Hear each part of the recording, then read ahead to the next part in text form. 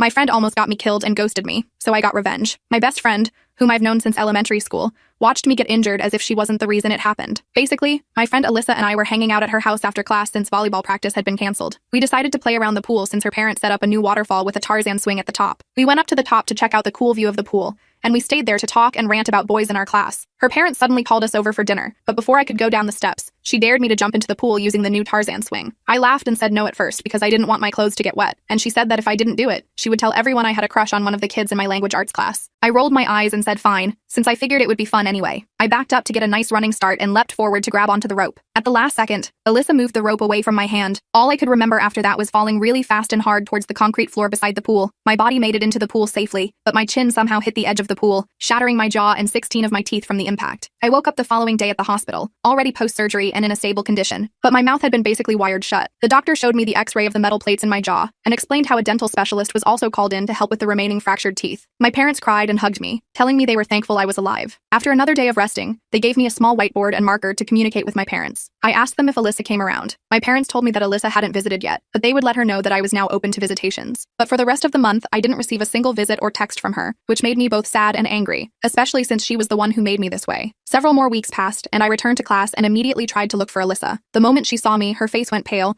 and she tried avoiding me, even when I called out for her in the hallways. I finally caught up to her and asked her why she never reached out or visited me after what happened. She told me that she was scared I would tell her parents about what she did. I wrote on the whiteboard that you pulled the rope away from me when I was about to jump. Alyssa suddenly got very defensive and tried to erase what I wrote aggressively with her sleeve, saying it was an accident and not to bring it up again. I realized in that moment that she didn't really care about me. She was more worried about herself than the friend who very nearly died. I felt so hurt that my best friend would push me aside like that. After class, I started walking home alone, when an evil idea suddenly popped into my head. I wanted to make her feel exactly the way I felt, and I knew how to make it happen. Instead of going to my house, I stopped by her house. Her parents let me in since they've known me since I was little and asked where Alyssa was. I told them that she asked me to wait here until volleyball practice was done, and they basically left me alone. After a few minutes of sitting, I went into the kitchen and took one of the knives. I walked out to the pool and climbed up the steps to the Tarzan swing, and started cutting it at different sides and angles so it wouldn't look too obvious that I messed with the rope. I returned to the living room after putting the knife away and waited for Alyssa. When she stepped inside, she was shocked to find me and nearly had a heart attack. I hugged her and acted like we were friends again, telling her not to worry since I would never snitch. 2 months passed and things were basically back to normal. Alyssa planned a pool party for spring break and invited 20 people, including me. They kept the Tarzan swing off limits out of respect for me, which was disappointing given that I wanted her to get injured. But her 13-year-old brother joined the pool party and didn't listen to the rules. He grabbed onto the swing and it snapped before he could reach a safe distance. Since his body was smaller, he landed completely on the concrete. Everyone screamed and panicked when they saw blood, and Alyssa ended the party to rush him to the hospital. He was unfortunately completely paralyzed. Alyssa tried to reach out to me for moral support, but I ghosted her, just like she did with me when I needed her.